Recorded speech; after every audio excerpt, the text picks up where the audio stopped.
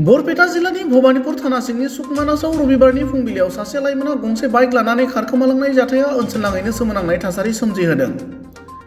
जाथायनि सोमोन्दै मिथिनो हानाय बादिब्ला नजरुल मुंजों सिनायथि होनानै सुकमानासनि गंसे गोदान रेस्टुरेन्टआव खामानि मावफैदोंमोन। खामानि मावनायनि दानबान्थाखौ रेस्टुरेन्टनि बिगोमाया फनपेनि जोहै हरनायाव सुनिति बर्मन मुंनि एकाउन्टआव रां जमा जायो होनना फोरमायनायजों लोगोसे फननि ट्रु कलाराव सुनिता मुं ओंखारो होनना फोरमायबावो। गुबुन फारसेथिं रेस्टुरेन्टआव खामानि मावनाय लाइमोननि खायसे फाव फेसनफोरखौ नायनानै रेस्टुरेन्टनि बिगोमाया गोख्रों नोजोर होदोंमोनब्लाबो मिथिस्लाबा जासे रबिबारनि फुंबिलि समाव बे एखे रेस्टुरेन्टआवनो खामानि मावनाय गुबुन सासे लाइमोननि AS15AB5613 नम्बरनि बाइकखौ लानानै खारखोमालाङो। उनाव खारखोमानाय लाइमोनखौ गुबुन गुबुन जायगायाव नागिरब्लाबो मोननाय जायाखै होनना फोरमायदों आरो बे बिथिङाव भबानिपुर पुलिस थानायाव मोनसे गसर थिसननाय जाबाय होनना फोरमायनायजों लोगोसे सावगारियाव नुनाय लाइमोनखौ सोरबाफोर बबेयावबा नुसनबायोब्ला खाथिनि पुलिस थानायाव खौरां होनो खावलायनायजों लोगोसे खौरां बिजोङाव ओरैबायदि फोरमायो। যোৱা 1 ডিসেম্বৰ 2024 তাৰিখে মোৰ এই হোটেলখন উদ্বোধনী কৰা হয়। কোচবিহাৰৰ নাককাটি গাছিৰ এজন ল'ৰা, তেওঁ কাৰিকৰ হিচাপে মোৰ ইয়াত আহিছিল। তেওঁ আধাৰ কাৰ্ড দিছিল নজৰুল ইছলাম বুলি, কিন্তু মই পৰৱৰ্তী সময়ত তেওঁৰ স্ত্ৰী বা তেওঁৰ মাকৰ একাউণ্টত মই যেতিয়া পইচা পঠাওঁ তেতিয়া তেওঁৰ নাম আহে আৰু মাকৰ নাম আহে বা স্ত্ৰীৰ নাম আহে সুনীতি বৰ্মন। তেতিয়া মই গম পাওঁ যে এই ল'ৰাজন মুছলিম নহয়, আধাৰ কাষ্টৰ ল'ৰা হয়। গতিকে তাৰ পৰাই মই তেওঁক কৈছোঁ যে তোমাৰ হিচাপ পাতি কৰা আৰু তুমি ইয়াৰ পৰা গুচি যোৱা, তোমাৰ নিচিনা কাৰিকৰ মোৰ নালাগে। আৰু সেই ল'ৰাজন মই জনামতে তেওঁ কোনো কাৰিকৰ নহয়, তেওঁ আচলতে এজন চোৰ হয় আৰু তেওঁ বেলেগ হোটেলত এনেকুৱা কাম কৰিছে বুলি এতিয়া শুনা পাই আছোঁ।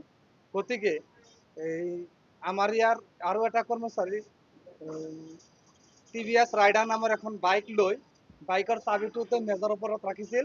মেজৰ ওপৰৰ পৰা তেওঁ অনুমান 6:10 মান বজাত বা 6 মান বজাত তেওঁ ইয়াৰ পৰা বাইকখন লৈ পলাই গুচি যায়।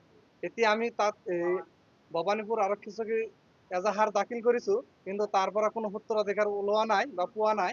গতিকে আমি এই নিউজৰ মাধ্যমে জনাব বিচাৰিছোঁ, যদি কোনো ব্যক্তিয়ে সেই ল'ৰাজনৰ ফটো আৰু CCTV ফুটেজ আমি নিউজত দিছোঁ, যদি আপোনালোকে চাই ল'ৰাজনৰ বিষয়ে কিবা জানে আমাক জনাব, যোগাযোগৰ ঠিকনা দিয়া হ'ব।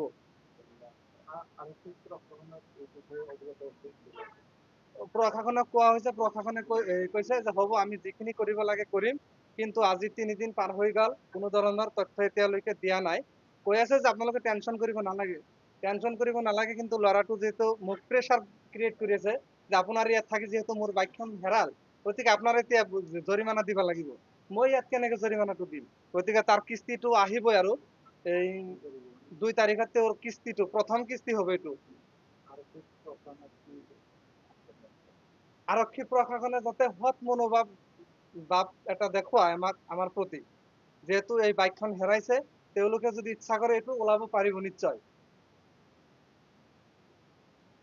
এই নিউজ চেনেলৰ জৰিয়তে আৰক্ষী মহোদয়ক অনুৰোধ কৰি জনাইছোঁ যে যাতে আমাৰ প্ৰতি দয়া কৰি অলপ ল'ৰাটোৰ প্ৰতি অলপ দয়া কৰি যাতে এই গাড়ীখনৰ কিবা সূত্ৰ দিব পাৰে, সংসূত্ৰ দিব পাৰে। এই মহোদয়ৰ ওচৰত সৰল মিনতি।